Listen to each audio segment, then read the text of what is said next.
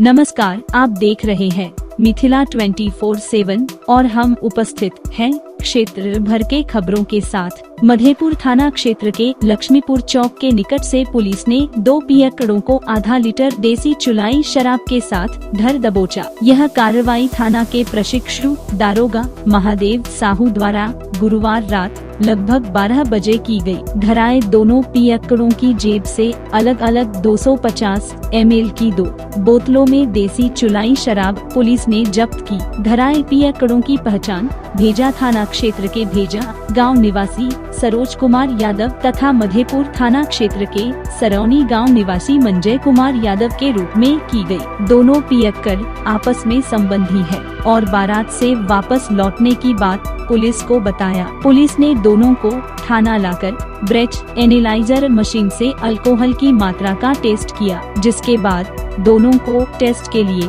स्थानीय PHC ले जाया गया। PHC के डॉक्टर ने दोनों को शराब पी रखे रहने की पुष्टि की। इस बाबत SI महादेव साहू ने दोनों पियक्कड़ों के विरुद्ध थाना में FIR दर्ज कराई है। थानाध्यक्ष अशोक कुमार ने बताया कि शराब के साथ धराए दोनों पियक्कड़ों को न्यायिक हिरासत में शुक्रवार को भेज दिया गया। वहीं वर्ष 2015 में लक्ष्मीपुर चौक पर हुए JCB अग्निकांड के एक नामजद आरोपी मधेपुर निवासी लाल मिश्र को पुलिस ने गिरफ्तार कर ली। FIR में आरोपी के पिता का नाम नहीं रहने के कारण पिछले 7 साल से पुलिस लाल मिश्र को गिरफ्तार नहीं कर पा रही थी। पुलिस जांच में आरोपी की पुष्टि होने के बाद लाल मिश्र को गिरफ्तार किया गया है। उल्लेखनीय है कि प्रशासन द्वारा अतिक्रमण खाली करवाने लाए गए JCB में कुछ लोगों ने आग लगा दिया था। वहीं थाना क्षेत्र के रामबाग निवासी रामकृष्ण कुमार भारती उर्फ लालू यादव को